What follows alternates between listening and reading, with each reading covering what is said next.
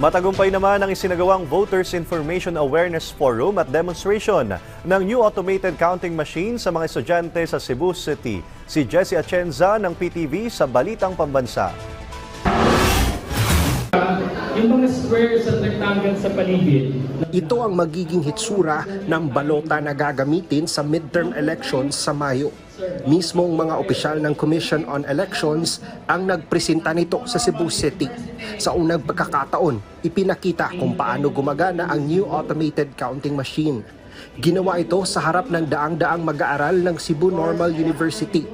Mismong si COMELEC Chairman George Erwin Garcia ang nanguna sa forum. Sinabi ni Garcia na mahalaga ang boses ng kabataan sa hatol ng bayan. 68 million ang ating ine-expect na botante sa buong Pilipinas.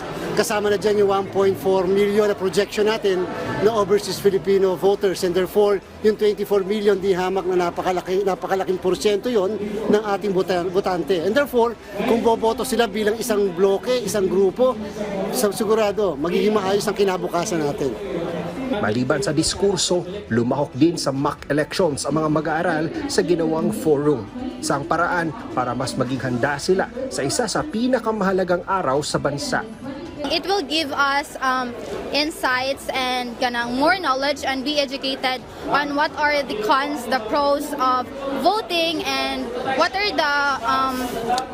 the things that we need to consider and do. Yeah.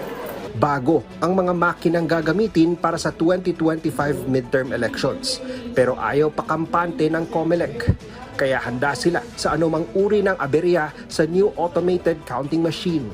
Kung sakasakali mag-malfunction ng machine, meron po tayo first time din.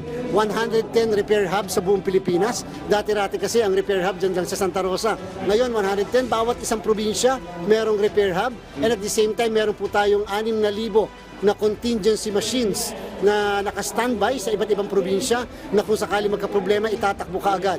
So at this point, hindi natin ine-expect na magkakaroon ng ganong klaseng problema katulad na nararanasan dati dahil mga bagong makina po ito. Lumagda naman sa isang Memorandum of Understanding ang COMELEC at ang Cebu Normal University para palakasin ang pagtutulungan ng dalawang institusyon. Mula sa PTV Cebu, Jessie Atienza para sa Pambansang TV sa Bagong Pilipinas.